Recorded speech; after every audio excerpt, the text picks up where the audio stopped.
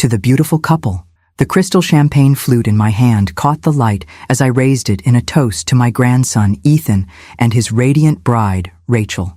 The reception hall of the Four Seasons Palm Beach glowed with candlelight, floral arrangements of white roses and hydrangeas gracing each table.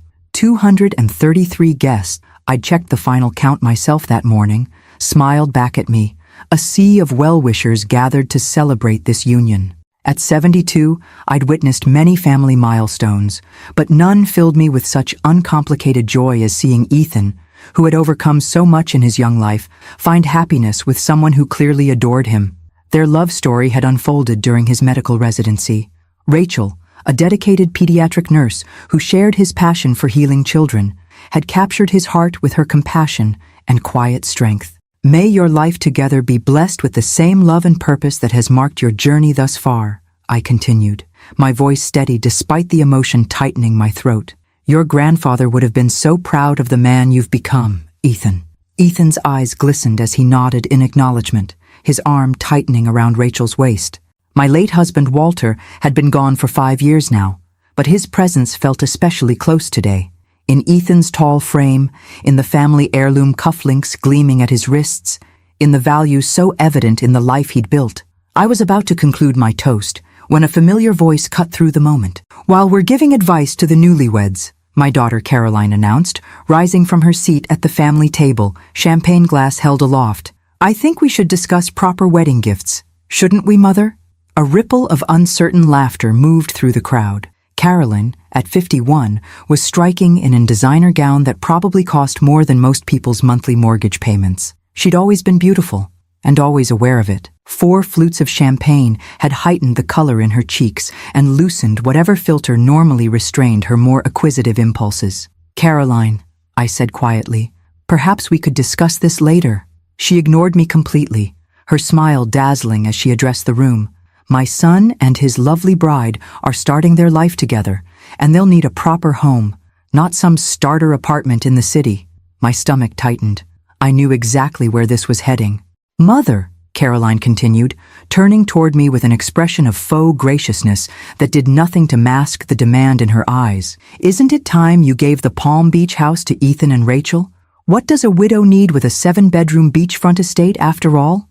The room fell silent. Even the waitstaff froze in their movements. At the head table, Ethan's face had drained of color, while Rachel stared down at her plate, mortified. The Palm Beach house had been in our family for 3 generations. Walter and I had purchased it from his parents, renovated it lovingly, and filled it with 45 years of memories. It was where we'd hosted our children's graduation celebrations, our grandchildren's birthday parties, where Walter had spent his final months gazing at the ocean he'd loved since childhood. It was also, I knew, the object of Caroline's obsession for decades. She'd grown up there, but had never been able to afford such a property on her own, despite her husband Richard's success as an investment banker. The house represented everything she felt entitled to as a Hawthorne. Caroline, I said, keeping my voice gentle but firm, the Palm Beach house is not a wedding gift. As you know, I have plans for that property that will benefit all 3 of my grandchildren equally. Her laugh was sharp, cutting. Oh yes, Mother's mysterious plans. Always planning, always controlling, always making us wait for what should rightfully be ours now. Richard tugged at her arm, murmuring something that was clearly a request to sit down. She shook him off. Do you know, Caroline addressed the increasingly uncomfortable guests, that my mother is worth over $30 million? That she lives in that magnificent beachfront mansion all alone, while young couples like Ethan and Rachel struggle to find affordable housing in this market? We're not struggling, Mom, Ethan interjected, his voice tight with embarrassment. Please sit down.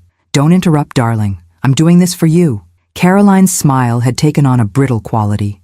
Mother has always been like this, hoarding the family wealth, doling out small allowances like we're children, making us feel grateful for crumbs from her table. The accusation stung with particular sharpness because it was so fundamentally untrue. Walter and I had paid for our children's education in full, helped with down payments on their first homes, established trusts for our grandchildren's futures. What we hadn't done was bankroll the extravagant lifestyle Caroline felt was her birthright. Caroline, this is neither the time nor the place, I began. It's exactly the time. Her voice rose, the filter of social propriety now completely dissolved by champagne and long, simmering resentment. You're just a selfish old woman who can't bear to part with anything. You'd rather sit alone in that massive house than give your grandson the wedding gift he deserves. Gasps rippled through the reception hall. My son David half rose from his seat across the room, his expression thunderous, but his wife placed a restraining hand on his arm. Even the string quartet had stopped playing, the silence amplifying Caroline's words as they hung in the air. I felt 233 pairs of eyes fixed on me, waiting for my response to this public humiliation. My hands trembled slightly, but I clasped them together in my lap, a lifetime of composure under pressure serving me now. Your attention, please, the wedding planner called desperately, trying to salvage the situation. I believe the cake cutting is scheduled next. Oh, let's not change the subject, Caroline overrode her. Let's talk about how my mother uses her money to control all of us, how she dangles inheritances to make us dance to her tune, how she— That's enough. Ethan's voice, usually so gentle, cut through his mother's tirade with unexpected authority. He stood, his face flushed with a mixture of anger and mortification. Mom, you're embarrassing yourself, and you're ruining our wedding reception. Caroline blinked, momentarily shocked by her son's rebuke. The momentary silence gave me the opening I needed. With deliberate calm, I opened the small beaded evening bag resting on my lap. Inside was an envelope I'd planned to present privately to Ethan and Rachel later that evening after the festivities concluded. But Caroline's outburst had forced my hand. Perhaps, I said, my voice clear and steady despite the tension constricting my chest. It's time I shared what's actually in my plans for the Palm Beach house. As I withdrew the cream-colored envelope embossed with the family attorney's return address, the entire reception hall seemed to collectively hold its breath. The envelope felt heavier than its physical weight as I held it before me, the attention of 233 guests pressing like a tangible force. Caroline's expression had shifted from righteous indignation to wary curiosity, her champagne flute now forgotten in her hand. Mother, she said, attempting to reclaim control of the narrative, this isn't necessary. We can discuss family matters privately. You chose to make this public, Caroline, I replied quietly. Now we'll finish it publicly. Ethan and Rachel exchanged a glance I couldn't quite interpret. Concern, perhaps, or resignation. My grandson had always been perceptive. He likely sensed the seismic shift about to occur in our family dynamic. I rose from my seat, smoothing the silk of my silver-blue dress, a gesture that gave me a moment to gather my thoughts. At 72, I'd learned that true power often resided in calm deliberation rather than reactive emotion. For those who don't know me well, I began, addressing the roomful of guests. I'm Margaret Hawthorne, Ethan's grandmother. My late husband Walter and I were blessed with financial success beyond anything we could have imagined when we started our technology company in the 1970s. The tension in the room remained palpable, but a different quality had entered it now. Curiosity replacing the earlier discomfort. The Palm Beach house that my daughter mentioned has been in our family for 3 generations. It's where Walter spent his final days, where Ethan recuperated during his illness as a child, where our family has gathered for every important celebration for decades. I opened the envelope with steady fingers, removing several sheets of legal documentation. 6 months ago, I finalized arrangements to establish the Walter Hawthorne Foundation, dedicated to providing restorative retreats for children recovering from cancer treatment and their families. A murmur rippled through the crowd. From the corner of my eye, I saw Caroline's posture stiffen. The Palm Beach house, I continued, will serve as the Foundation's primary retreat facility, offering families the same healing environment that benefited our own family during Ethan's battle with leukemia at age 12. I turned directly to Ethan and Rachel, whose expressions had transformed from embarrassment to something deeper. Ethan, you and Rachel were the first to know about this plan, which is why your request for donations to childhood cancer research in lieu of wedding gifts was so perfectly aligned with what your grandfather would have wanted. Caroline's face had drained of color as the implications of my words sank in. Not only was I not giving the Palm Beach house to Ethan as she'd demanded, but Ethan had already known about and apparently approved my plans for the property. You knew? She asked him, her voice barely audible over the hushed murmurs of the guests. You knew she was giving away our family home? Ethan straightened in his chair, his arm still around Rachel's shoulders. "It's not being given away, Mom. It's being given purpose. Rachel and I will be serving on the foundation's board. We've already been working with Grandma's team on the renovation plans." The betrayal Caroline clearly felt was written across her features, her carefully maintained composure crumbling. "But it's our family legacy, your inheritance." "The house was never meant to be anyone's personal inheritance," I interjected gently. "Walter and I always intended it to serve a greater purpose eventually. The foundation was his idea originally, something we discussed during his final months." I returned my attention to the wider audience, many of whom were watching with expressions ranging from fascination to discomfort at being unwilling witnesses to our family drama. "For those concerned about Ethan and Rachel's future," I continued, "please know that Walter and I established trust funds for each of our grandchildren years ago. Ethan and Rachel will receive their portion as planned, which should provide a comfortable start to their married life." Caroline made a small, dismissive sound. "Trust funds that they can't access until they're 35. More control, more strings attached." "Actually," Rachel spoke for the first time, her normally soft voice carrying surprising authority, "we've already received an advance from our trust specifically for a down payment on a home. Ethan and I found a lovely place near the hospital where we both work. We close on it next month." This revelation seemed to stagger Caroline more than anything preceding it. She sank back into her chair, the fight visibly draining from her posture. David, my son and Caroline's younger brother, chose that moment to rise from his table across the room. At 48, he had Walter's steady presence and pragmatic nature. "I think," he said, his voice pitched to Carrie without seeming confrontational, "that it's time we returned our focus to celebrating Ethan and Rachel's marriage. The string quartet has that piece you requested ready, Ethan." The wedding planner seized this opportunity, gesturing frantically to the musicians, who immediately began playing the gentle melody Ethan had selected for the cake cutting. The familiar ritual provided a welcome structure for guests to redirect their attention, though I noticed many conversations had dropped to whispers, undoubtedly dissecting the family drama they'd just witnessed. As I returned to my seat, I caught Ethan's eye across the room. He gave me a small nod, part gratitude, part apology for his mother's behavior. Rachel leaned close to whisper something in his ear, and his expression softened into a smile. Caroline remained seated, her posture rigid, eyes fixed on some middle distance as Richard attempted to engage her in quiet conversation. The flush of champagne and anger had been replaced by a bloodless pallor that concerned me despite everything that had transpired. She was still my daughter. Her materialistic values and occasional cruelty didn't negate the little girl I'd once rocked to sleep, the teenager whose dance recitals I'd never missed, the young woman I'd helped dress on her own wedding day. The public humiliation she'd just experienced, largely self-inflicted though it was, would leave scars that might never fully heal. As the reception gradually regained its celebratory rhythm, I felt a profound weariness settle over me.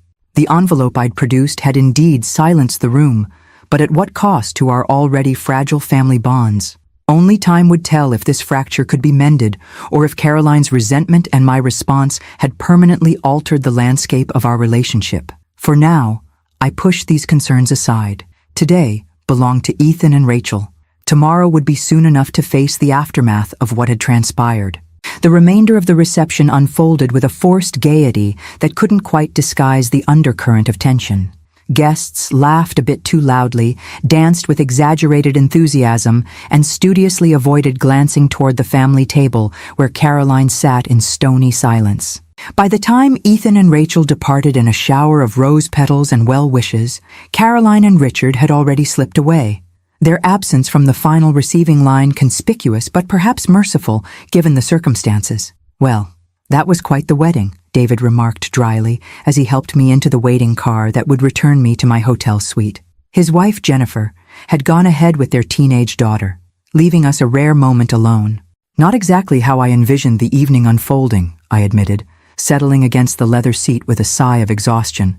"I never intended to announce the foundation so publicly. Caroline didn't leave you much choice." David's tone held no judgment, just weary acceptance of his sister's behavior. "Though I imagine this will be the main topic of conversation at the country club for months." The observation wasn't meant to wound, but I felt a pang nonetheless. Public spectacle had never been the Hawthorne way. Walter and I had built our fortune quietly, conducted our philanthropy discreetly, and taught our children to value substance over show. That one of those children had chosen to air family grievances before hundreds of witnesses felt like a personal failure on my part. "Do you think I handled it correctly?" I asked, suddenly needing my son's perspective. Was there a better way to respond? David considered the question with characteristic thoroughness. "Caroline put you in an impossible position. Giving in to her demand would have rewarded appalling behavior. Refusing without explanation would have cast you as the villain in her narrative. You chose transparency, which was probably the only viable option." His assessment was logical, but did little to ease the heaviness in my heart. "I should check on her tomorrow. Whatever her flaws, she's still my daughter. Give her a day or two," David advised, his expression softening. "You know how Caroline retreats when she's embarrassed. She'll need time to process what happened." I knew he was right. Caroline's pattern since childhood had been to lash out when hurt, then withdraw to nurse her wounds in private. Approaching her too soon would only deepen her humiliation and resentment. "What about Ethan and Rachel?" I asked. "Their wedding reception turned into a family soap opera. They must be devastated." "Actually," David's mouth quirked into a small smile, "Rachel told Jennifer they're considering it memorable rather than ruined. Apparently Ethan said every wedding needs one dramatic story for the grandchildren, and Caroline certainly provided theirs." The thought of Ethan finding humor in the situation lifted my spirits slightly. His resilience had always amazed me, perhaps a quality forged during his battle with leukemia as a child, when he'd faced each painful treatment with a courage that humbled the adults around him. "They're leaving for their honeymoon tomorrow?" I confirmed, mentally reviewing the schedule that had once been so clear in my mind before the evening's drama had scattered my thoughts. 2 weeks in Italy. Rachel's never been to Europe. David checked his watch. "They should be at the airport hotel by now, with an early flight tomorrow." When we reached my hotel, David insisted on escorting me to my suite, despite my protests that I was perfectly capable of finding my way. His protective instinct, so like his father's, warmed me even as I maintained I didn't need the assistance. "I'm 72, not 92, I reminded him as we rode the elevator. "Fully ambulatory and of sound mind, despite what your sister might imply." "Humor me," he replied with the same gentle stubbornness that had characterized Walter. "It's been a long evening for everyone, especially you." In my suite, I found a text message from Ethan. "Safe at airport hotel. Don't worry about tonight. We love you. Thank you for everything." The simple message brought unexpected tears to my eyes. I typed back quickly, "Love you both. Safe travels. We'll talk when you return." After David departed with a reassuring hug and promised to call tomorrow, I found myself alone with the lingering emotions of the evening. I moved to the window, gazing out at the Palm Beach coastline gleaming under moonlight. Somewhere in that silvery landscape sat the house that had become such a focal point of tonight's conflict. The Walter Hawthorne Foundation had been in development for over a year, with Ethan and Rachel intimately involved in the planning process from the beginning. Caroline's accusation that I was giving away the family legacy revealed how fundamentally she misunderstood my intentions and her son's values. The Palm Beach house wasn't being lost to the family. It was being transformed into the fulfillment of Walter's final wish. During those last months as cancer gradually claimed him, we'd spent hours on the oceanfront terrace discussing how our blessings might become blessings for others. "Remember when Ethan was sick?" he'd said one evening as the sun sank toward the horizon. "How this place became his sanctuary between treatments. How the sound of the waves seemed to ease his pain when nothing else could." I did remember. Those terrible months when our 12-year-old grandson fought for his life, his small body ravaged by chemotherapy, his spirit somehow remaining unbroken. We'd converted the ground floor guest suite into a comfortable room for him, positioned his bed to face the ocean, and watched as the natural beauty outside his window seemed to nourish something essential within him. "Other children should have this," Walter had continued, his once powerful voice by then reduced to a whisper. "Other families need a place to heal together, away from hospital lights and disinfectant smells." The idea had taken root, growing stronger even as Walter weakened. By the time he died, the foundation existed as a concept, a promise I'd made to him that I fully intended to fulfill. Caroline had never known about these conversations. She'd visited dutifully during Walter's illness, but always briefly, always visibly uncomfortable with the physical realities of his decline. She hadn't been present for those sunset talks, those whispered dreams of a legacy beyond material wealth. Perhaps that explained, at least partially, her inability to understand why the house wouldn't simply be passed down as a private residence. She'd missed the context, the emotional genesis of the foundation concept. As I prepared for bed, my phone chimed with another message, this one from David. Just checked on Caroline. She's home safely, angry and embarrassed, but physically fine. Get some rest, Mom. Tomorrow is another day. His reassurance eased one immediate concern, though the larger fracture in our family remained. Caroline's public outburst had exposed tensions that had simmered beneath the surface for years. Her materialism versus our more restrained approach to wealth, her sense of entitlement versus our emphasis on stewardship. Tonight had brought these differences into sharp, painful focus. What remained to be seen was whether understanding and reconciliation could emerge from the wreckage of Caroline's expectations. As I drifted towards sleep, Walter's voice seemed to whisper from memory. Family is complicated, Maggie. Love them anyway. I would try, I promised him silently.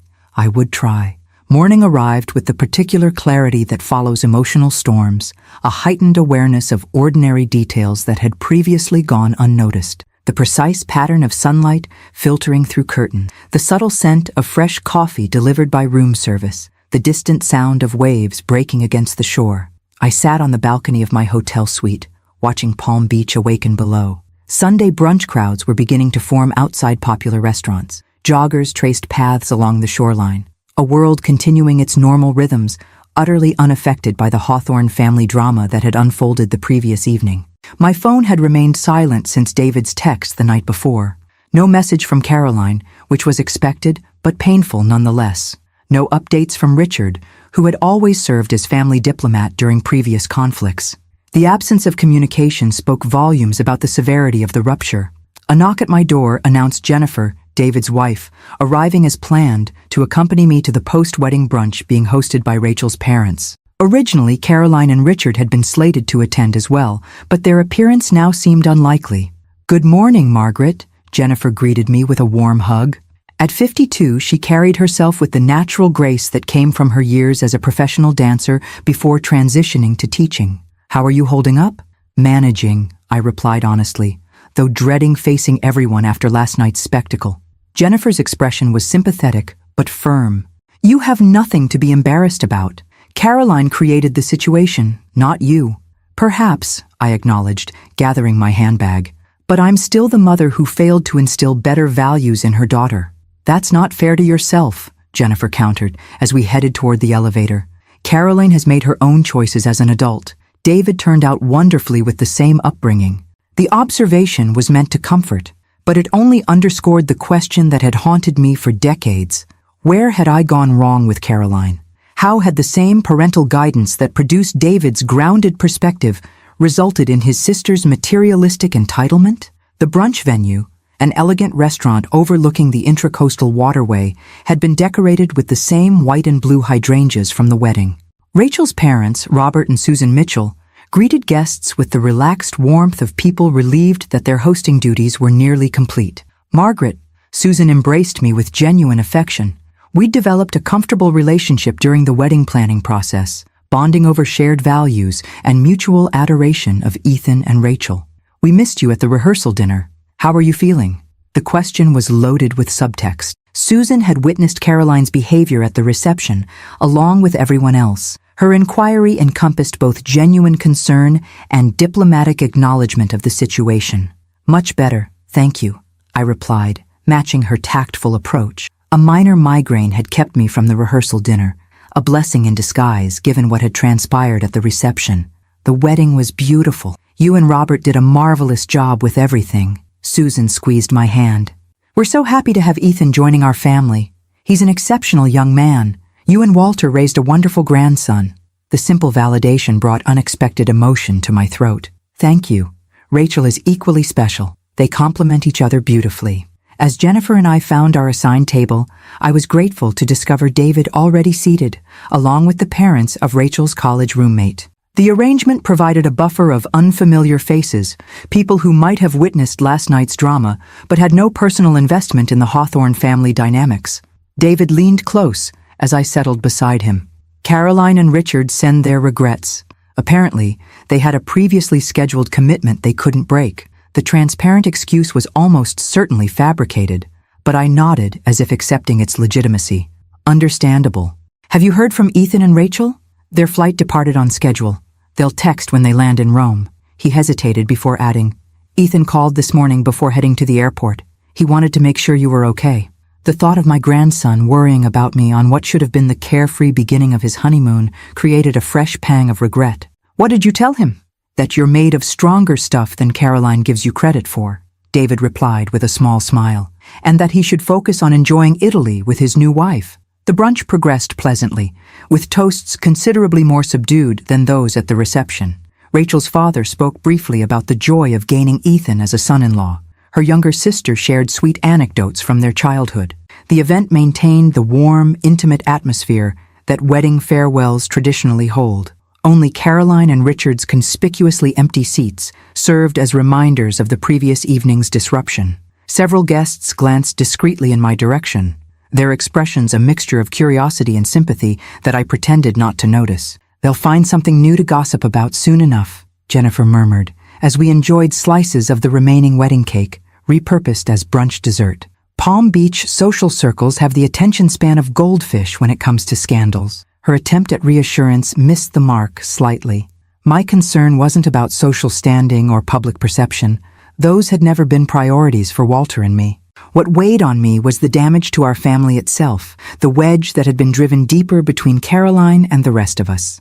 After brunch concluded, David insisted on driving me to the Palm Beach house rather than returning to the hotel. You should spend your last day here surrounded by good memories, not hotel furnishings, he argued. I didn't have the energy to refuse. The house, the very property at the center of last night's conflict, offered familiar comfort that suddenly seemed essential. As David's car wound along the oceanfront road, I gazed at the passing mansions with their manicured lawns and security gates. Palm Beach had changed dramatically since Walter and I had purchased our home here 40 years ago. What had once been merely affluent had transformed into an enclave of almost unimaginable wealth. Hedge fund managers and tech billionaires replacing the old money families who had previously dominated the island. Our house, while certainly luxurious by normal standards, was actually modest compared to many of its newer neighbors. Its value lay in its prime beachfront location and the 3 acres of land it occupied, an increasingly rare commodity as larger properties were subdivided for development. Caroline had always focused on the home's monetary value rather than its emotional significance. In her view, the fact that it could sell for upwards of $20 million outweighed any sentimental attachments or philanthropic potential. Are you sure you'll be comfortable here alone? David asked as we turned into the private drive. Jennifer and I could stay over if you'd prefer company. I'll be fine, I assured him. The foundation team is coming tomorrow to continue measuring for the renovations. I have plenty to keep me occupied until my flight home on Tuesday. The house welcomed me with the particular embrace that only long-time homes can offer.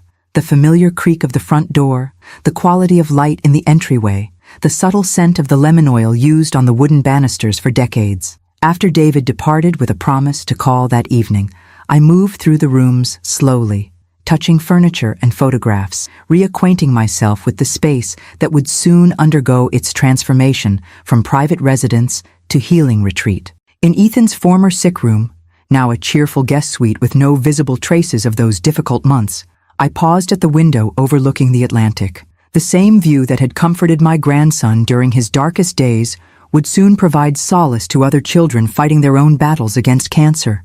The rightness of this evolution settled over me like a comfortable shawl. This was what the house had been building toward all along, its ultimate purpose now revealing itself at exactly the right moment. Caroline couldn't see it yet. Perhaps she never would. But Ethan understood, and that knowledge brought its own measure of peace. Tomorrow would bring foundation representatives, architectural discussions, and practical matters. Tonight, I would simply be present with memories, both painful and precious, that these walls contained. We're doing the right thing, Walter, I whispered to the empty room. Aren't we? Only the rhythmic sound of waves answered, but somehow it was enough. 3 days later, I was back in my primary residence in Boston. a comfortable but unpretentious townhouse in Beacon Hill that had been home since Walter and I downsized 12 years earlier. The emotional whiplash of the wedding weekend had left me craving the familiar routines that anchored my daily life. Morning coffee in the small garden courtyard, correspondence handled at my antique writing desk, afternoon walks through the public garden. "Mrs. Hawthorne, there's a delivery for you," announced Mrs. Sullivan, the housekeeper who had been with me since Walter's illness. She appeared in the doorway of my study, where I'd been reviewing foundation documents. The arrangement that arrived was unmistakably from Caroline. Enormous white hydrangeas identical to those from the wedding, artfully combined with blue delphiniums in a crystal vase I recognized from her dining room. The card attached bore her distinctive handwriting, the pressure of her pen leaving slight indentations in the thick paper. "Mother, I behaved abominably at Ethan's wedding. There is no excuse for my actions, though champagne and misunderstanding contributed to my poor judgment. May we speak when you feel ready? Caroline." No explicit apology, I noted, just an acknowledgement of behavior and a tentative request for conversation. From Caroline, this represented significant humility. Her usual approach to conflict involved either righteous defensiveness or icy withdrawal until the other party made amends. I studied the arrangement thoughtfully. The flowers were beautiful but impersonal, the kind she might send to a business associate after a minor faux pas, not a daughter's peace offering after publicly humiliating her mother. Still, they represented a first step, however tentative. "Would you like me to find a place for these, Mrs. Hawthorne?" Mrs. Sullivan asked, her carefully neutral tone suggesting she had her own opinions about Caroline's behavior, but was too professional to express them. "The dining room table, please," I decided. "They'll brighten the space nicely." After she departed with the arrangement, I considered my response. Should I call Caroline immediately? Wait a day to indicate I wasn't overly eager? The calculations felt exhausting and slightly ridiculous at my age. 72 years on this earth should have elevated me beyond such adolescent chess moves. I reached for my phone and dialed Caroline's number directly. "Mother." Her voice held surprise and a hint of wariness. "I didn't expect to hear from you so soon. The flowers are lovely," I said simply. "Thank you." An awkward silence followed, stretching just long enough to become uncomfortable before Caroline spoke again. "I thought perhaps we could have lunch, or tea if you prefer, to discuss things." "Lunch would be nice," I agreed. "Are you free tomorrow?" We arranged to meet at a small French bistro equidistant from our homes, neutral territory that wouldn't give either of us the psychological advantage of home turf. After ending the call, I sat quietly for several minutes, contemplating what might actually be accomplished through this meeting. Caroline's behavior at the wedding hadn't emerged from nowhere. It represented decades of simmering resentment regarding money, perceived favoritism, and divergent values. One lunch wouldn't resolve such deeply rooted issues, but perhaps it could begin a more honest dialogue than we'd managed in years. That evening, a text arrived from Ethan, a photo of him and Rachel in front of the Trevi fountain, their faces glowing with happiness. "Greetings from Rome." The hotel concierge somehow found us a table at that impossible-to-book restaurant Rachel's been dreaming about, having the time of our lives. I smiled at their evident joy, relieved that the wedding drama seemed far from their thoughts. In response, I sent only, "You both look radiantly happy. Enjoy every moment. No mention of Caroline, no updates about family tension." Their honeymoon deserved to remain unshadowed by concerns they could do nothing about from thousands of miles away. The following day, I arrived at the bistro 10 minutes early, a habit Walter had instilled through 47 years of marriage. "Punctuality is respect made visible," he'd often said, particularly when the children complained about his insistence on leaving for events with time to spare. Caroline, predictably, arrived 5 minutes late, not enough to be considered rude, but sufficient to establish she had a busy, important life with competing demands on her time. She looked polished, as always, in a designer suit that likely cost more than most people's monthly salary, her blonde hair expertly styled to disguise the gray she refused to acknowledge. "Mother," she greeted me with air kisses near each cheek, the social performance she'd adopted in her 20s and never abandoned, even with family. "You look well. Boston agrees with you." "Thank you," I replied, accepting the compliment at face value rather than searching for hidden barbs. "You're looking well yourself." A waiter appeared to take our drink orders. Sparkling water for me, white wine for Caroline. The ritual of studying menus and placing orders provided a convenient distraction from the conversation we were both ostensibly here to have. Only after our appetizers arrived did Caroline finally address the elephant in the room. "I want to apologize for my behavior at the wedding," she said, her voice carefully modulated. "It was inappropriate and embarrassing for everyone, especially Ethan and Rachel." The words sounded rehearsed, but not insincere, perhaps practiced in front of a mirror to ensure the right balance of contrition without excessive vulnerability. "Apology accepted," I said simply, "though I think Ethan and Rachel might appreciate hearing it directly as well." Caroline nodded stiffly. "I've sent them a message, and a rather extravagant addition to their honeymoon, a private yacht excursion along the Amalfi Coast when they reach that portion of their trip. Typical Caroline, attempting to purchase forgiveness rather than having a difficult conversation. Still, it represented effort, which was more than I had honestly expected. "That's generous," I acknowledged. "I'm sure they'll enjoy the experience." Another silence descended as we attended to our food. I waited, giving Caroline space to direct the conversation toward whatever she truly wanted to discuss. Eventually, she set down her fork and met my gaze directly. "Why didn't you tell me about the foundation plans?" she asked, her tone more genuinely curious than accusatory. Finding out that way, in front of everyone, with Ethan already knowing, it felt like a deliberate exclusion. The question deserved an honest answer. Initially because the foundation was still taking shape legally and logistically. Later because I anticipated exactly the reaction you had. Disappointment and anger that the house wouldn't become private family property. "You could have prepared me," she countered, "given me time to adjust to the idea before the public announcement." "Perhaps," I conceded, "though I hadn't planned to announce it at the wedding at all. That was a response to your public demand." Caroline had the grace to look momentarily abashed. The champagne was a factor, and I genuinely believed you were being unnecessarily withholding about the house, that you were using it as a control mechanism. The accusation, even stated more calmly now, still stung. "Caroline, when have I ever used money or property to control you or your brother? We paid for your education, helped with your first home purchase, established trusts for your children. Walter and I were generous while still encouraging self-sufficiency." "It felt controlling," she insisted. "The way you and Dad were always so private about finances, so insistent on modest lifestyles despite your wealth, like you didn't trust us to handle the truth about the family resources." This perspective genuinely surprised me. What Walter and I had viewed as teaching sensible values around money, Caroline had experienced as secretive control. The gap in perception was illuminating, if troubling. "That was never our intention," I said carefully. "We wanted you and David to develop your own work ethic, your own relationship with money that wasn't defined by family wealth." Caroline's laugh held little humor. "Well, it backfired spectacularly with me, didn't it? I've spent my entire adult life trying to project the wealth you and Dad seemed embarrassed by." The observation contained more self-awareness than I would have credited her with. Perhaps there was hope for a more meaningful reconciliation than I dared expect. "We weren't embarrassed by our success," I clarified.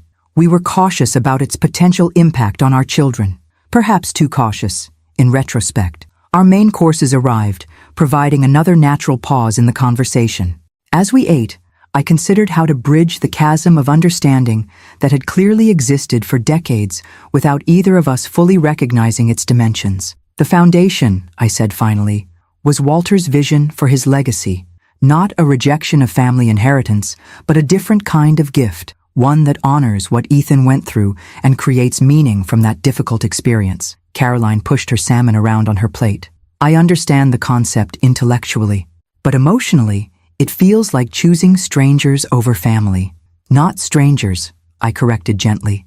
"Children facing the same battle Ethan faced, families navigating the same terrifying journey our family experienced, and not choosing them over family, including family in a different kind of legacy." For the first time, I saw a glimmer of genuine consideration in Caroline's expression. Not immediate agreement, but at least willingness to contemplate a perspective beyond her own. It wasn't resolution, but it was a beginning, an olive branch cautiously extended and perhaps cautiously accepted.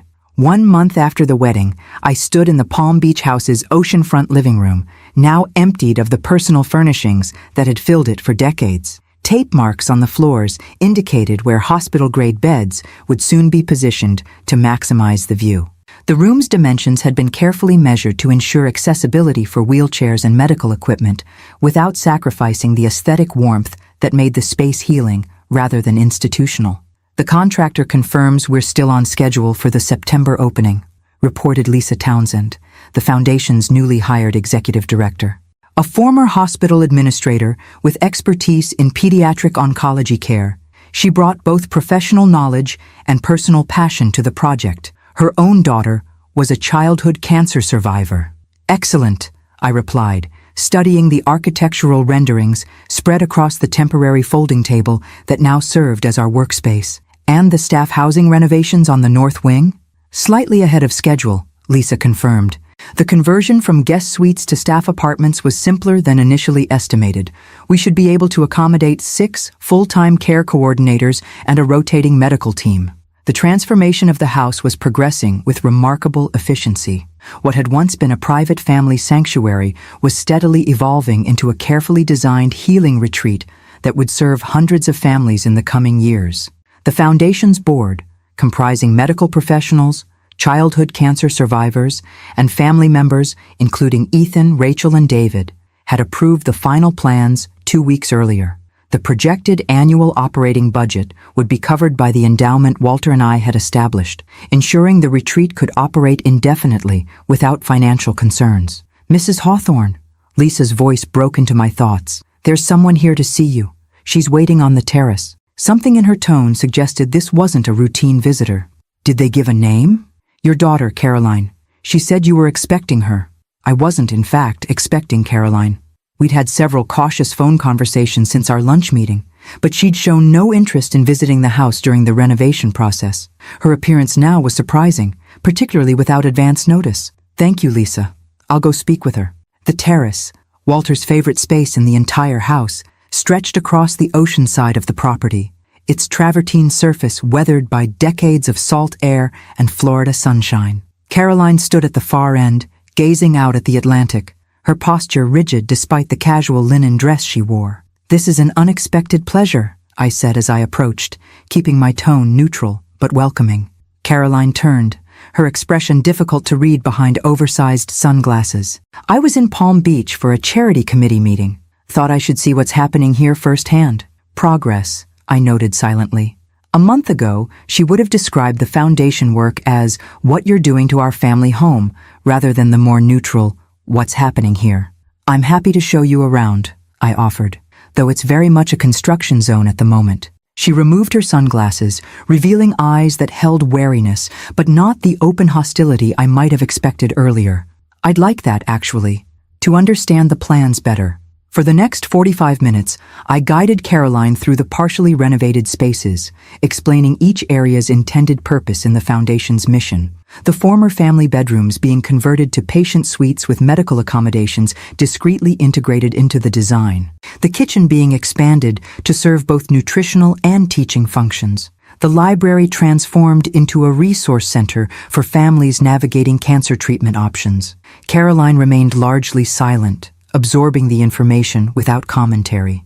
Only when we reached Ethan's former sick room did she finally speak unprompted.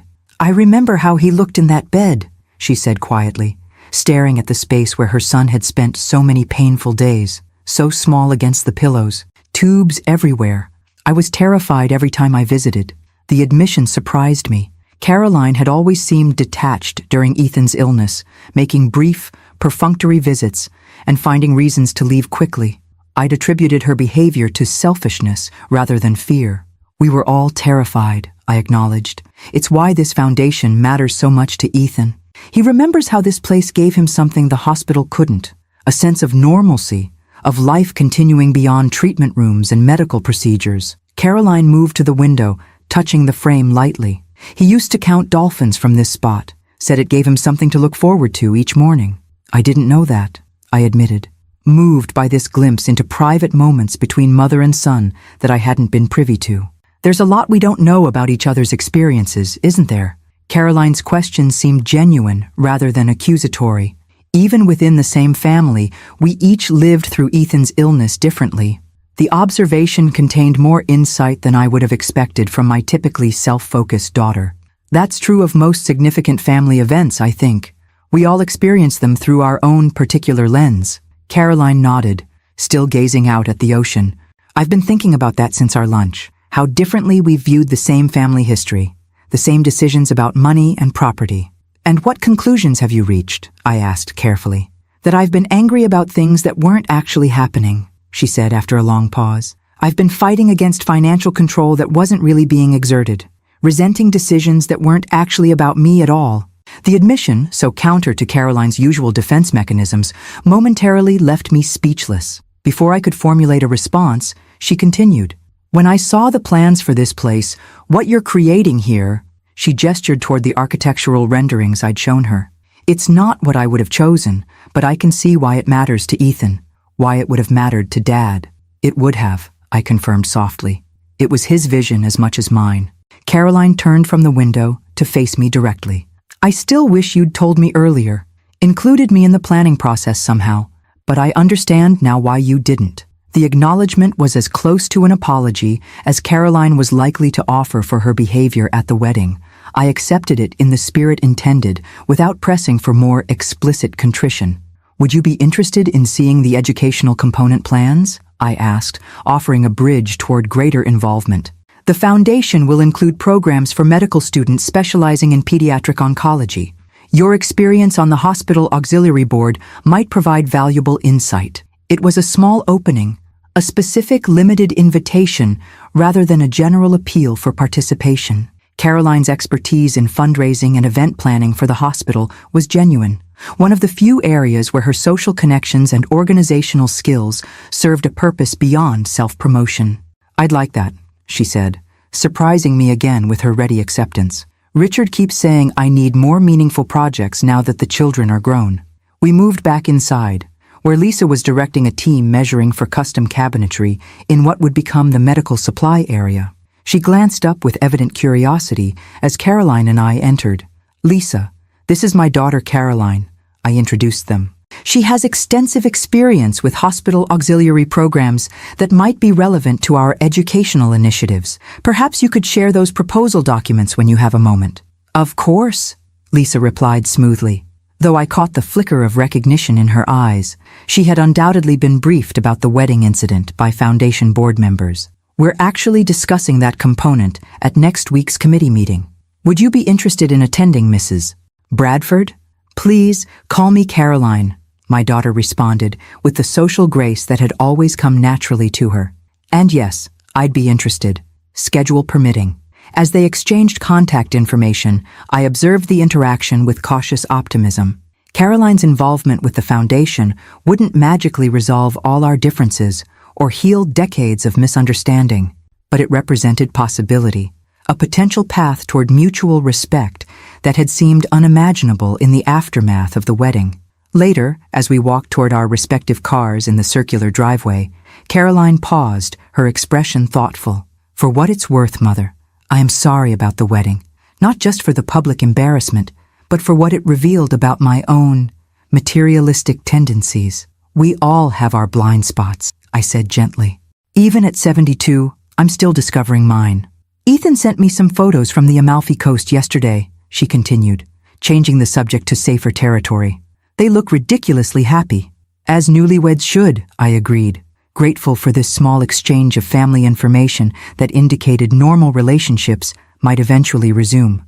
Caroline hesitated before adding, I told him about visiting the foundation site, about possibly getting involved with the educational program. He seemed pleased. The uncertainty in her voice revealed how much Ethan's approval mattered to her, despite the confident facade she typically presented to the world.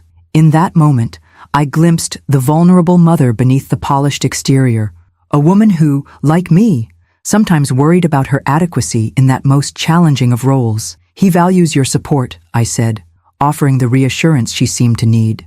It means a great deal to him that you're considering participation in something so personal to his journey. Caroline nodded, visibly processing this perspective. Well, I should get back to the city. Richard's expecting me for dinner with clients. Of course, "Thank you for coming by, Caroline. It was a pleasant surprise." As I watched her drive away, I felt a tentative hope take root. The breach created at the wedding hadn't been fully healed, but a foundation for repair had been established, much like the literal foundation taking shape within the house behind me. Both would require time, patience, and deliberate nurturing to reach their full potential. Both represented possibilities rather than certainties, but for today, possibility was enough. "Grandma, you have to see these photos from the Amalfi Coast," Ethan insisted, scrolling through his phone with the enthusiasm of a child showing off a new toy. The private yacht tour was incredible, though we still haven't figured out how Caroline afforded it. 3 weeks after returning from their honeymoon, Ethan and Rachel had come to Boston for the weekend, ostensibly to attend a medical conference, but primarily to reconnect with family after their extended absence. We sat in my small garden courtyard, enjoying unseasonably warm spring weather and the simple pleasure of being together again. "Your mother has her resources," I replied diplomatically, accepting the phone to admire images of crystal blue waters and picturesque coastal villages. I believe she wanted to make amends for the wedding incident. Ethan's expression sobered slightly. "She mentioned you two had lunch, and that she visited the foundation site." "Yes to both," I confirmed, returning his phone. "She's expressed interest in contributing to the educational components of the program." "That's unexpected," Rachel observed, her natural diplomacy not quite concealing her surprise. In a good way, of course. Rachel had integrated seamlessly into our family, her gentle perceptiveness and unfailing kindness making her an ideal partner for Ethan. Today she looked particularly radiant, her honeymoon tan complementing the simple sundress she wore. "Caroline is making an effort," I said carefully. "I think the wedding confrontation forced some uncomfortable self-reflection." Ethan nodded thoughtfully. "She called us while we were in Rome, didn't exactly apologize directly, but admitted she'd been inappropriately focused on material considerations, which for Mom is practically sackcloth and ashes." His assessment made me smile despite the seriousness of the topic. Ethan had always possessed an uncanny ability to distill complex situations to their essence, a quality that undoubtedly served him well as a diagnostic physician. "How do you feel about her potential involvement with the foundation?" I asked, genuinely curious about his perspective. I didn't want to commit to anything substantial without consulting you first. Ethan exchanged a quick glance with Rachel before responding, the silent communication of couples already attuned to each other's thoughts. "I think it could be positive, actually. Mom has always been excellent at the social aspects of fundraising and event planning, and it might help her understand why the foundation matters so much to me." "To us," Rachel amended gently. "I've seen what families go through during pediatric cancer treatment. Having a place like the retreat to decompress and reconnect as a family unit will be transformative for so many people." Her quiet passion reminded me why Ethan had fallen in love with her. Beneath her reserved exterior lay a depth of empathy and commitment that matched his own. The contractor reports were still on schedule for the September opening, I informed them, reaching for my iced tea. "The medical equipment installation begins next month, and the staff hiring process is nearly complete. Just in time for the official announcement at the Children's Hospital Benefit Gala," Ethan noted. "Perfect timing for introducing the foundation to potential referring physicians." The conversation shifted to practical matters. Staffing structures, patient referral protocols, the integration of the retreat program with existing treatment centers. Ethan and Rachel, both medical professionals intimately familiar with pediatric care systems, offered insights that would prove invaluable as the foundation moved from concept to operational reality. As they spoke, I found myself studying them with a grandmother's loving attention to detail, the subtle signs of increased confidence in Ethan's posture, the way Rachel's hand occasionally rested protectively over her abdomen when certain topics arose, the exchanged glances that seemed to carry unspoken meaning. "There's something you're not telling me," I observed during a natural pause in the conversation. "Something beyond foundation updates and honeymoon adventures." They exchanged another of those telling glances before Ethan broke into a grin he could no longer suppress. "We were going to wait until dinner with everyone tonight, but since you've already detected something..." Rachel reached for his hand, her smile matching his in brightness, if not in scale. "We're pregnant," she confirmed softly. "Just about 8 weeks along, due in late November." Joy bloomed within me, immediate and uncomplicated. "Oh, this is wonderful news. We found out just before leaving Italy," Ethan explained, his expression a mixture of excitement and lingering disbelief. "The doctor confirmed it when we got back. Everything looks perfect so far." "A honeymoon baby," I said, reaching to embrace them both. "Your grandfather would have been absolutely delighted." "We thought the same thing," Rachel agreed, returning my hug. "Especially with the timing. The baby will arrive right around his birthday." The coincidence, if it was indeed mere coincidence, felt like Walter's hand reaching across the divide that separated us, a cosmic wink acknowledging his continued presence in our family story. "Have you told your parents yet, Rachel?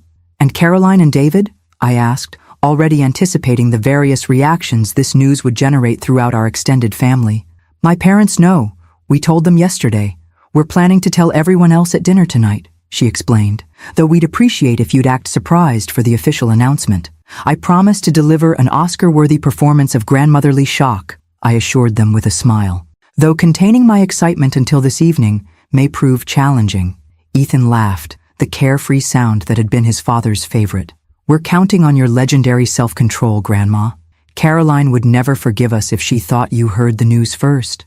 The mention of Caroline brought a slight shadow to our joyful moment, a reminder of family complications that remained despite recent progress toward reconciliation. "How is she doing, really?" I asked, seizing the opportunity to gain Ethan's unfiltered perspective. "Our interactions have been civil, but somewhat tentative." Ethan considered the question thoughtfully.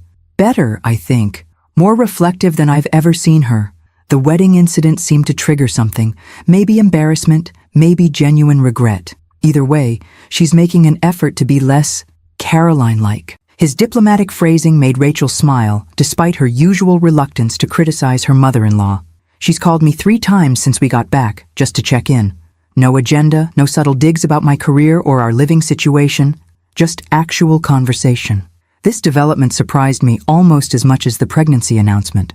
Caroline had never made much effort with her children's partners, viewing them as either strategic assets or unfortunate necessities depending on her assessment of their social and financial value. "That's encouraging," I said cautiously, though major personality transformations rarely happen overnight. "Oh, she's still Caroline," Ethan confirmed with a knowing smile. "Last week she sent us a list of appropriate preschools to consider for a child who won't be born for another 7 months. But there's a new self-awareness beneath the usual behavior, like she's catching herself in the middle of old patterns." The assessment aligned with my own observations during our recent interactions. Caroline still exhibited her lifelong materialistic tendencies and social climbing instincts, but now with occasional moments of self-correction that suggested emerging insight. "Speaking of tonight's dinner," Rachel said, checking her watch, "we should probably head back to the hotel to freshen up. Caroline mentioned dressing appropriately for the venue 3 separate times when she confirmed the reservation. Some things never change," Ethan observed, with a mixture of exasperation and affection. "At least she's consistent." As I walked them to their car, a profound sense of contentment settled over me. Despite the wedding drama and ongoing family tensions, the future seemed suddenly brighter. A great-grandchild on the way, the foundation nearing completion, tentative healing beginning to take root even with Caroline. Walter had always insisted that family was life's greatest investment, with dividends that continued to accumulate long after other assets had been distributed or depleted. Today's news proved his wisdom once again. "We'll see you at 7, Ethan confirmed, leaning down to kiss my cheek before opening Rachel's car door. "Try to contain your excitement until after the appetizers at least." "I'll do my best," I promised, waving as they drove away. Back in my garden, I sat quietly for several minutes, allowing the joy of their news to wash through me completely. A great-grandchild, new life emerging just as the foundation, Walter's final vision, was taking physical form. The timing felt providential rather than coincidental, a reminder that endings and beginnings were often different perspectives on the same moment in time. Fontana's, one of Boston's most exclusive restaurants, gleamed with understated elegance. Crisp white tablecloths, softly glowing sconces, discreet waitstaff moving with practiced efficiency between tables. Caroline had chosen the venue, naturally. Her selections always communicated status rather than comfort, impression rather than intimacy. I arrived precisely on time to find David and Jennifer already seated at the large round table in a semi-private alcove. Caroline and Richard joined us moments later, followed by Rachel's parents, Robert and Susan Mitchell, whom I'd grown increasingly fond of since the wedding. "Margaret, you look lovely," Susan greeted me warmly, her genuine affection a welcome contrast to Caroline's air kisses and social performance. The Mitchells represented a different approach to wealth than either branch of the Hawthorne family. Their fortune, derived from Robert's successful medical device company, was substantial but worn lightly. They drove sensible luxury cars rather than flashy sports models, lived in the same comfortable home they'd purchased 20 years earlier, and funded scholarships at the state university rather than emblazoning their name across hospital wings. In many ways, they reminded me of Walter and myself, people who viewed financial success as responsibility rather than entitlement. Perhaps this explained why Rachel had adapted so seamlessly to our family values, despite Caroline's occasionally overwhelming presence. "Ethan just texted they're parking now," David informed us, glancing at his phone. "Should be up momentarily." Caroline signaled imperiously for the sommelier, her diamond tennis bracelet catching the light as she gestured. "We should select the wine before they arrive. I've asked the chef to prepare a special tasting menu to welcome them home properly." The statement revealed Caroline's current position on the spectrum between old and new behaviors. The impulse to control the experience through high-end consumption remained, but the motivation now included genuine desire to celebrate her son rather than merely impress observers. Progress, I noted silently. Incremental, but real. When Ethan and Rachel finally appeared, they were immediately enveloped in enthusiastic greetings. Hugs from the Mitchells, warm handshakes from David and Richard, air kisses from Caroline. I hung back slightly, maintaining the facade that I hadn't already seen them earlier in the day. "You both look wonderfully rested," Caroline observed, scrutinizing them with maternal attention to detail. "Italy clearly agreed with you." "It was magical," Rachel confirmed, accepting the seat Richard held for her. "Though we're happy to be home again, too." The early conversation flowed predictably. Honeymoon highlights, work transitions as they both returned to their medical careers, polite inquiries about everyone else's activities during their absence. Caroline dominated as usual, though I noticed subtle differences in her interaction style. Occasional pauses to allow others to speak, genuine questions about Rachel's experiences rather than performative interest. As appetizers arrived, beautifully plated scallops arranged like modernist sculptures, Ethan caught my eye across the table with a barely perceptible nod. The signal we'd agreed upon earlier. The announcement would come soon. "Before we get too far into dinner," he said, reaching for Rachel's hand, "we have some news we'd like to share with everyone." The table fell silent, attention focusing instantly on the young couple. Rachel's mother Susan straightened slightly, a flicker of anticipation crossing her features that suggested maternal intuition might have already provided a hint of what was coming. "Rachel and I," Ethan continued, his voice steady despite the emotion visible in his eyes, "are expecting a baby in late November." The announcement landed like a stone in still water, ripples of reaction spreading outward around the table. Susan's hands flew to her mouth, her suspicions confirmed. Robert beamed with grandfatherly pride. David and Jennifer exchanged delighted glances. Caroline, I noticed, had gone perfectly still, her expression frozen in a state of processing I recognized from childhood, the look she'd worn when absorbing information that required recalibration of her expectations or plans. "A baby," she repeated finally, her voice uncharacteristically soft. "I'm going to be a grandmother." The simplicity of her response, stripped of her usual social performance, revealed how genuinely the news had affected her. For perhaps the first time in decades, Caroline had been rendered momentarily authentic by surprise. "We had the 8-week checkup yesterday," Rachel explained, glowing with contained joy. "Everything looks perfect so far." "Due in November?" Susan asked, clearly calculating the timeline. "So you conceived?" "In Italy," Ethan confirmed with a smile.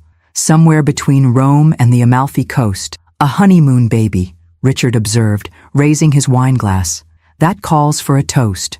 As glasses were raised around the table, I watched Caroline carefully, curious how she would navigate this unexpected transition to grandmother status. At 51, she was relatively young for the role, but had always defined herself primarily through status markers that didn't include grandmotherhood. To the newest Hawthorne, Richard offered, ever the diplomat, and to the wonderful parents-to-be. The newest Hawthorne, Caroline echoed, her composure returning as she lifted her glass. Then, in a moment of surprising vulnerability, she added, I only wish Dad were here for this. The simple acknowledgement of Walter's absence, something Caroline rarely referenced directly, created a moment of shared emotion around the table. Even Robert and Susan Mitchell, who had never met my late husband, seemed moved by the recognition of his place in our family constellation. He would have been overjoyed, I said softly, especially with the timing. The baby is due very near his birthday. Ethan nodded, his expression reflective. We thought the same thing when we calculated the due date. It felt like more than coincidence somehow. I'm going to need to completely rethink the guest bedroom, Caroline announced suddenly, her practical planning instinct asserting itself through emotion. It needs to be converted to a proper nursery before November. Rachel exchanged an amused glance with Ethan before responding diplomatically. That's very thoughtful, Caroline, though we probably won't be traveling with the baby immediately. Nonsense! Caroline dismissed this practical consideration with a wave of her hand. Holidays are for family gatherings. The baby will need a proper space in our home from the beginning. The familiar controlling tendency might have been irritating in another context, but tonight it carried a different quality. The channeling of genuine excitement into tangible preparation, Caroline's particular way of expressing care through environmental management. As main courses arrived and conversation continued to flow around baby-related topics, I observed the subtle shifts in family dynamics occurring before my eyes. Caroline and Susan Mitchell, previously cordial but distant, were suddenly united in shared grandmother status, comparing notes on baby gear and nursery essentials. David was offering paternity leave advice to Ethan based on his own experience. Richard and Robert had discovered a mutual interest in establishing education funds for the coming grandchild. The pregnancy had created new connective tissue between previously separate family units, bridges forming across divides that had seemed unbridgeable just months earlier. You're quiet tonight, Margaret, Richard observed during a natural pause in conversation. Everything all right? Just enjoying the moment, I replied truthfully, watching my family grow in more ways than one. His perceptive gaze suggested understanding beyond my simple explanation. Richard had always been the most emotionally intelligent member of Caroline's immediate family, often serving as translator between his wife's material expressions of love and others' different emotional languages. It's been quite a year already, he acknowledged. The wedding, the foundation progress, and now a baby on the way. Life continues to unfold in unexpected directions. The observation perfectly captured what I'd been feeling but hadn't articulated, the sense of life's persistent forward motion, bringing new possibilities even amid complicated relationships and unresolved tensions. As dessert was served, an elaborate chocolate creation Carolyn had apparently prearranged with the chef, Ethan rose with his water glass in hand. One more announcement, he said, drawing the table's attention once again. Rachel and I have been talking about how we want to honor this new chapter in our family's story. Rachel nodded encouragingly as he continued. We've decided to establish a permanent endowment within the Walter Hawthorne Foundation, a special fund specifically dedicated to supporting siblings of cancer patients during treatment. Children who are often overlooked in the crisis, but deeply affected nonetheless. The thoughtfulness of their decision touched me deeply. Ethan had often spoken about how his own illness had impacted his younger cousins, who had struggled with reduced attention and disrupted routines during his treatment. The Walter Hawthorne Family Support Fund, Ethan continued, his voice steady with conviction, ensuring that entire families receive the care they need during the most challenging times. Caroline, to my surprise, was the first to respond. That's a beautiful idea, Ethan. Truly meaningful. Her voice carried genuine appreciation rather than the social performance I might have expected. Your father would have been proud. The simple statement, offered without dramatic flourish or performative emotion, suggested a depth of understanding I hadn't credited Caroline with possessing.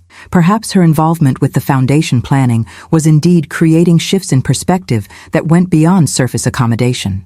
As the evening wound toward conclusion, I found myself filled with quiet optimism about our family's future, still complex and occasionally challenging, but moving gradually toward greater understanding and connection.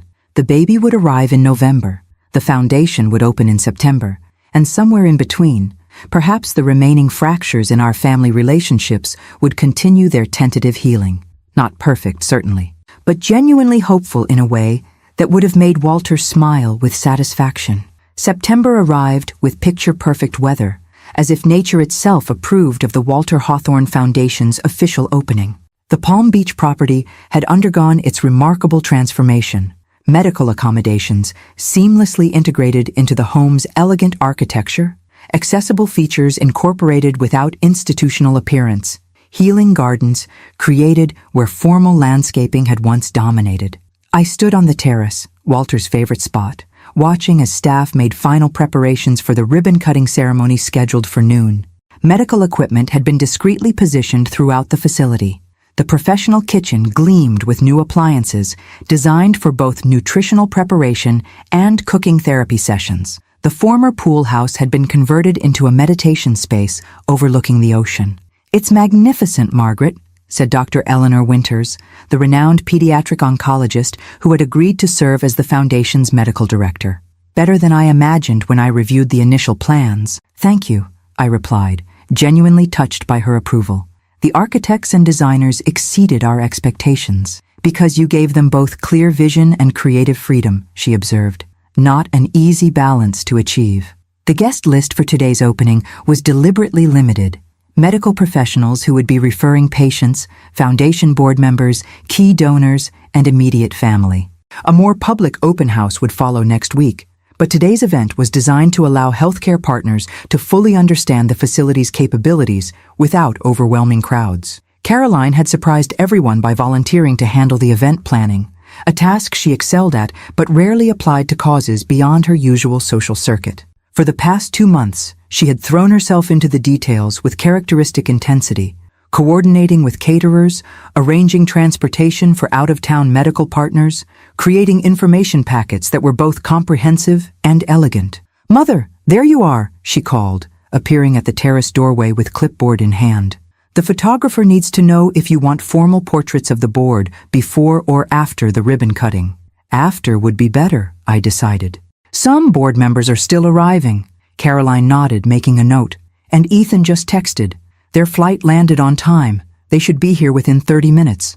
Ethan and Rachel, now 5 months into pregnancy with a visible baby bump that Ethan proudly documented in weekly photos, had flown in from Boston specifically for the opening. Despite their busy medical schedules, they had been intimately involved in the foundation's development through video conferences and weekend planning sessions. "Perfect timing," I said, glancing at my watch. "Everything seems to be coming together beautifully, Caroline. You've done an extraordinary job with the arrangements." She accepted the compliment with uncharacteristic modesty. "The foundation deserves a proper launch. I wanted to make sure it reflected the significance of what you and Dad envisioned." The simple acknowledgement of Walter's role, delivered without resentment or qualification, marked how far we had come since the wedding confrontation. Caroline would likely never fully embrace our philosophy regarding wealth and material possessions, but she had developed genuine respect for the foundation's purpose. "Your father would be pleased," I said softly. "Not just with the foundation itself, but with your contribution to its success." Something flickered across Caroline's features, a complex emotion I couldn't quite identify. Before she could respond, David appeared with several board members in tow, drawing us back into the practical matters at hand. The ceremony unfolded with dignified simplicity. After brief welcoming remarks from Dr. Winters about the medical significance of the retreat concept, I stepped to the podium positioned at the edge of the terrace, the magnificent Atlantic Ocean providing a perfect backdrop. "The Walter Hawthorne Foundation welcomes you to this new chapter in pediatric cancer support," I began, my voice steady, despite the emotion tightening my throat. "What you see around you represents not just a building transformed, but a vision fulfilled." From my position, I could see the entire gathering, medical professionals in formal attire, foundation staff in matching navy blazers, family members seated in the front row. Ethan and Rachel had arrived just in time, slipping into chairs beside Caroline and Richard. David and Jennifer sat with their teenage daughter, who was documenting everything with her phone camera for a school project on philanthropy. When my late husband Walter first suggested converting our family home into a healing retreat, he spoke of creating a place where medical necessity could coexist with family normalcy, I continued, where children fighting cancer could temporarily escape the clinical environment of hospitals without sacrificing needed care, where families stressed by treatment protocols could reconnect in peaceful surroundings. A murmur of appreciation rippled through the audience. Several oncologists nodded in understanding, their professional experience confirming the need for exactly this type of facility. Today, that vision becomes operational reality. Beginning next week, the foundation will welcome its first families, 3 children at various stages of treatment, along with their parents and siblings. Here they will find not just medical support, but opportunities for family healing that transcend the physical aspects of cancer care. I paused, gathering myself for the most personal part of my remarks. This mission holds particular significance for our family because of our grandson Ethan's journey through childhood leukemia. This very house served as his sanctuary between treatments, a place where he could feel normal even when his body was fighting an abnormal battle. Ethan's eyes met mine across the gathering, his expression a mixture of pride and remembered pain. Rachel's hand rested protectively on her growing belly, a gesture that linked past struggles with future hopes. Walter didn't live to see this day, but his vision infuses every aspect of what we've created here. The Walter Hawthorne Foundation represents his belief that meaningful legacy isn't measured in assets retained, but in lives transformed. From the corner of my eye, I saw Caroline's posture shift slightly at these words. Not tension, but recognition, perhaps even acceptance of a perspective she had once rejected entirely. I invite you now to join us in officially opening this facility, I concluded, moving toward the ceremonial ribbon stretched across the main entrance. Not as a replacement for critical hospital care, but as an essential complement to the healing journey. Dr. Winters joined me at the ribbon, along with Ethan representing both the board and his personal experience as a childhood cancer survivor. The oversized scissors made a satisfying snick as we cut the blue silk ribbon together, official photographers capturing the moment from multiple angles. Applause erupted from the gathered crowd as staff opened the doors wide, inviting guests to tour the transformed space that would soon welcome its first patient families. As I stepped back from the formal portion of the ceremony, Caroline appeared at my side, her expression uncharacteristically vulnerable. "I understand now," she said quietly. Her voice meant only for me. "What you and Dad were trying to create. It's not about giving away family assets, it's about extending family purpose." The insight, delivered without drama or performance, affected me more deeply than any elaborate apology could have. Caroline had finally grasped the fundamental principle that had guided Walter's and my decisions about wealth and legacy. "That's exactly right," I confirmed, momentarily too moved for further elaboration. She nodded, a certain peace settling over her features. "I still wish I'd known earlier, been part of the planning from the beginning. But I can see now why this matters to Ethan, to all of us really." Before I could respond, we were surrounded by well-wishers and medical partners, eager to discuss the facility's capabilities. The moment of connection with Caroline transitioned seamlessly into the professional responsibilities of the day, but its significance remained with me as we moved through the remainder of the opening events. Later, as guests enjoyed a catered lunch on the terrace, I found myself momentarily alone, watching the gathering from a quiet corner. The foundation staff looked sharp and purposeful in their new uniforms, medical partners engaged in animated discussions about patient referral protocols, family members mingled comfortably with board members and donors. "Penny for your thoughts," came Ethan's voice as he approached, 2 glasses of sparkling water in hand. "You looked miles away just now." "Just absorbing the moment," I replied, accepting the offered drink. "Seeing all the pieces finally come together." Ethan nodded, his gaze sweeping over the gathering. "Grandpa would have loved this, seeing his concept become reality, watching how it's already bringing people together around a shared purpose." "He would have," I agreed. "Though I think he'd be equally pleased by the family healing that's happened alongside the foundation development." "Mom's transformation has been something to witness," Ethan observed, watching Caroline across the terrace as she graciously introduced 2 pediatric specialists to a major donor. I never expected her to engage so genuinely with the foundation concept. People can surprise us, I said, especially when given the opportunity to connect with something larger than themselves. Ethan's hand came to rest briefly on my shoulder, a gesture of affection and respect that reminded me powerfully of Walter. You never gave up on that possibility, even when it seemed unlikely. That patience is as much your legacy as this building. The observation touched me deeply, particularly coming from this grandson who had faced mortality far earlier than any child should. His perspective carried the weight of someone who understood the true value of time and relationship.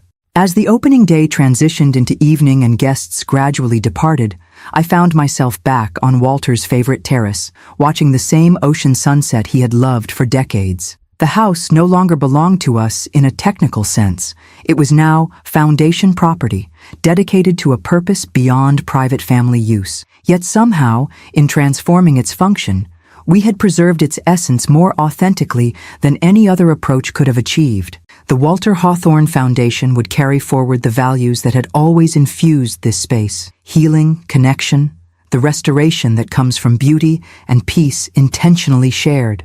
Not everyone would have understood or approved of our choice, but standing there as twilight settled over the property's new incarnation, I felt Walter's presence and approval as tangibly as the ocean breeze against my skin. "We did it," I whispered to his memory. "It's everything you imagined." And somewhere in the gathering darkness, I could almost hear his response. "No, Maggie, it's more." November arrived with the crisp clarity that only New England autumn's truly perfect. Golden light slanting through partially bare trees, mornings edged with frost, afternoons warmed by lingering summer memories. In my Boston townhouse, I moved through familiar routines with heightened awareness, my phone never far from reach. Rachel had entered her 39th week of pregnancy. The baby, a boy they'd discovered during the 20-week ultrasound, could arrive any day now. "No signs of imminent labor," Ethan reported during our morning check-in call, though Rachel says she'll evict him personally if he doesn't make an appearance by the weekend. I smiled at the image of my normally gentle granddaughter-in-law issuing eviction notices to her unborn child. "First babies often take their time. Your father was 2 weeks late, much to your grandmother's dismay." "That's exactly what Mom keeps telling Rachel," Ethan said with a laugh. One of the few instances where Caroline's advice has actually been reassuring rather than stress-inducing.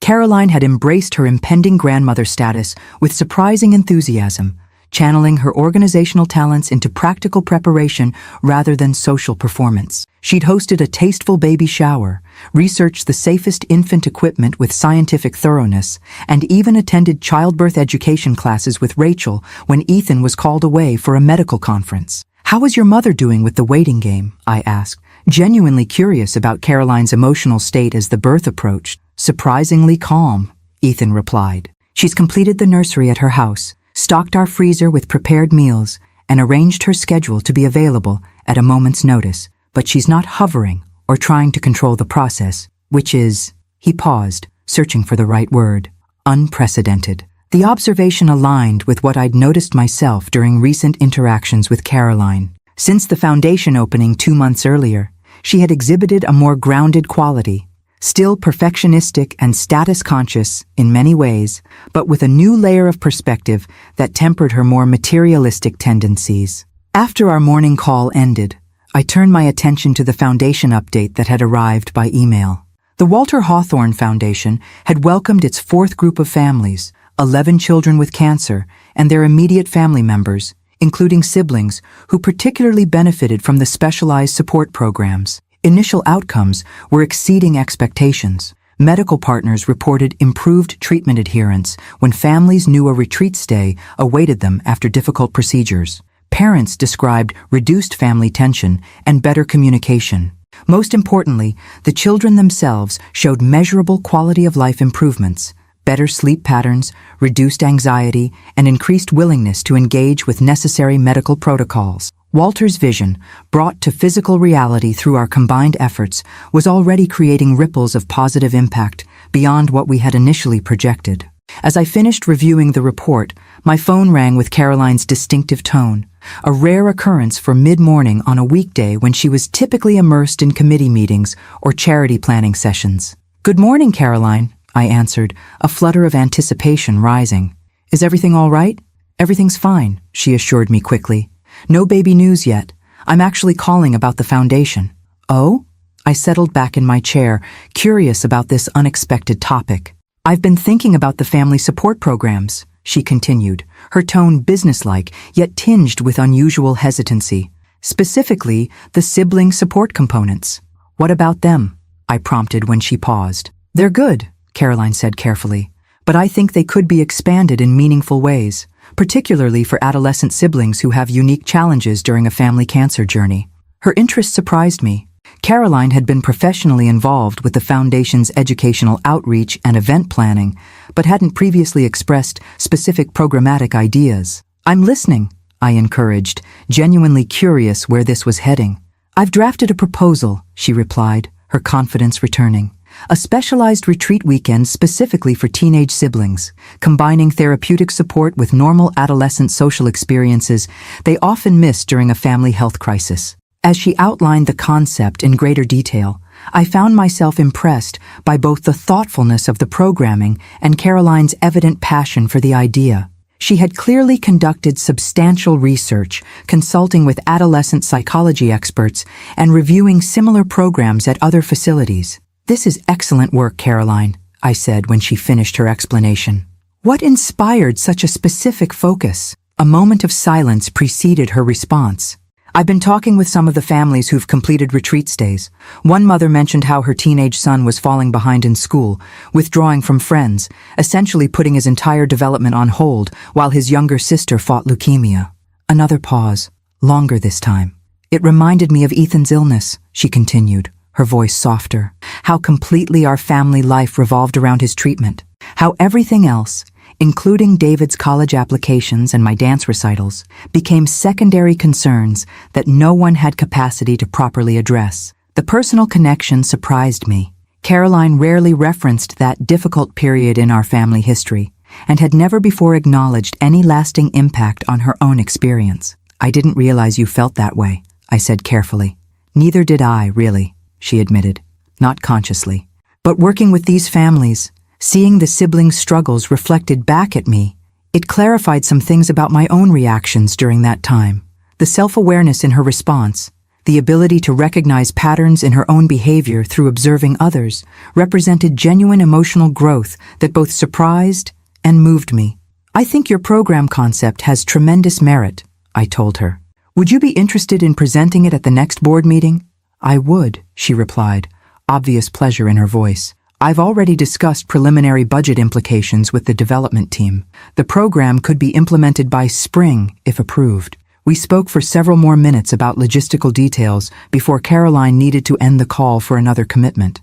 As I hung up, I found myself reflecting on the unexpected gifts that continued to emerge from Walter's Foundation vision, not just the healing impact on patient families, but the ripple effects within our own family dynamics. Caroline had found meaningful purpose through engagement with the Foundation's mission. Her natural talents for organization and social networking, previously directed primarily towards status enhancement, were now being channeled into program development that could genuinely improve lives. My phone rang again just as I was preparing lunch. Ethan's ringtone this time, triggering an immediate surge of anticipation. Mom's water broke an hour ago, he announced without preamble, excitement and nervous energy evident in his rapid speech. We're at the hospital now, early labor stage. Could be several hours yet, but everything's progressing normally. Wonderful news, I replied, my own heart rate accelerating despite my outward calm. How is Rachel feeling? Focused, determined, occasionally threatening my future reproductive capacity when contractions peak. His laugh held equal parts humor and awe. She's amazing, Grandma. Absolute warrior mode. Women generally are during childbirth, I observed, remembering my own experiences decades earlier. Have you notified everyone else? Mom and Dad are already here. Rachel's parents are driving in from Connecticut, should arrive within 2 hours. David and Jennifer know, but are waiting for further updates before coming to the hospital. We spoke briefly about practical matters, the hospital's visitation policies, the labor and delivery unit's reputation, the experienced doula they'd engaged to provide additional support. Throughout the conversation, Ethan maintained remarkable composure for a first-time father, his medical training providing helpful context for the process unfolding.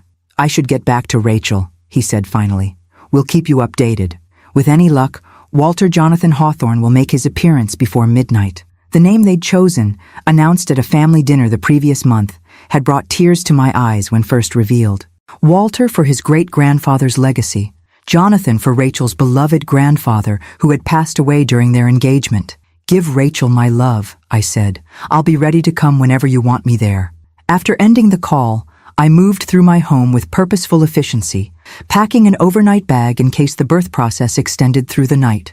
Though the hospital was less than 30 minutes from my townhouse, I wanted to be prepared for any scenario. As twilight descended over Boston, transforming the city into a landscape of glowing windows and golden streetlights, my phone chimed with text messages from both Caroline and David, providing parallel updates from the hospital. Labor was progressing steadily. Rachel was navigating contractions with remarkable focus. Medical staff were pleased with all vital signs for both mother and baby. At 9:47 p.m., the message I'd been waiting for arrived. A photo of Rachel cradling a swaddled newborn, Ethan beside them with an expression of wonder I'd never before seen on my grandson's face. The accompanying text from Caroline was uncharacteristically simple. "Walter Jonathan Hawthorne, 8 lbs, 2 Oz, 21 inches, perfect in every way. Born at 9:32 p.m. on his great-grandfather's birthday. The timing registered like an electrical current through my body. November 17th, Walter's birthday." The coincidence, if indeed it was mere coincidence, felt like a cosmic acknowledgement, a thread connecting generations across the divide of mortality. "You planned this somehow, didn't you?" I whispered to Walter's memory, tears blurring my vision as I studied the image of our first great-grandchild. Always did have a flair for the dramatic gesture. By the time I arrived at the hospital the following morning, baby Walter had already been examined by pediatricians, admired by both sets of grandparents, and photographed extensively by various family members. I found Rachel sitting up in bed, looking tired but radiant, the newborn sleeping peacefully in her arms. "Grandma Margaret," she greeted me with a warm smile. "Come meet your namesake." "My namesake?" I asked, confused as I approached the bed. "I thought his name was Walter Jonathan." "Walter Jonathan Margaret Hawthorne," Ethan clarified, appearing from the adjoining bathroom. "We added your name as his third. It seemed right to honor both of you." The unexpected inclusion of my name alongside Walter's brought fresh emotion to a heart already overflowing. As Rachel carefully transferred the sleeping infant to my arms, I studied his tiny features with wonder. The delicate eyelashes, the perfectly formed fingernails, the rosebud mouth that occasionally twitched in sleep. "He has the Hawthorne chin," observed Caroline, who sat in a corner armchair looking unusually relaxed, despite having been at the hospital all night. "And Rachel's nose, I think." "Definitely Rachel's nose," agreed Susan Mitchell from nearby, where she and Robert had been quietly supportive throughout the birth process and aftermath. As I held this new life, this continuation of our family story, I was struck by the gathering of people in the hospital room. Caroline and Richard, Susan and Robert Mitchell, David and Jennifer, who had arrived early that morning, all united by connection to this small being who represented future possibilities beyond anything we could imagine. "I wish your grandfather could see you," I whispered to the sleeping infant. "He would be so proud of the family surrounding you today." "He sees," Caroline said unexpectedly, her voice soft but certain. "I believe that completely." Coming from my typically pragmatic, non-sentimental daughter, the statement carried particular weight. I looked up to find her watching me with an expression of unusual vulnerability. "Last night, waiting for the baby," she continued, "I found myself talking to Dad in my head, telling him about the Foundation's progress, about the new program I'm developing, about this little one about to join us, and I could feel him listening somehow." She shrugged slightly, embarrassed by her own disclosure. "That probably sounds ridiculous." "Not ridiculous at all," I assured her, our eyes meeting in rare perfect understanding. I talked to him regularly. As morning progressed into afternoon, I observed the easy interaction between Caroline and Susan Mitchell as they coordinated food deliveries and visitor scheduling. The comfortable conversation between Richard and Robert about newborn care and grandfatherly duties. The natural teamwork of our blended family units creating support around Ethan, Rachel, and baby Walter. The journey that had begun with such discord at the wedding had transformed into something I wouldn't have dared hope for 9 months earlier. Not perfect harmony, but genuine connection founded on shared values and mutual respect. Standing at the hospital room window with sleeping baby Walter against my shoulder, I watched November sunlight illuminate the Boston skyline. 3 generations of hawthorns surrounded me in that room, with a 4th now nestled in my arms. The foundation Walter had envisioned was already serving families in need. Caroline had found meaningful purpose beyond material acquisition. Ethan and Rachel were embarking on their parenting journey with solid support from both family branches. Not the legacy of houses or possessions or financial assets that Caroline had once prioritized, but something far more valuable, a legacy of purpose, connection, and values that would continue shaping lives long after material resources had been distributed or depleted. "We did well, Walter," I whispered to both my late husband's memory and the tiny namesake sleeping against my heart. "We did well indeed."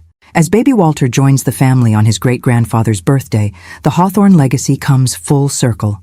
Margaret's quiet strength has guided her family through conflict to meaningful reconciliation, while the foundation continues to extend Walter's vision beyond family boundaries. Thank you for joining this journey of transformation, where an elderly widow's principled stand at her grandson's wedding ultimately led to deeper understanding, healing, and purpose across generations. If this story of family values, reconciliation, and meaningful legacy touched your heart, please subscribe and leave your likes, turn on notifications, and share your thoughts in the comments below.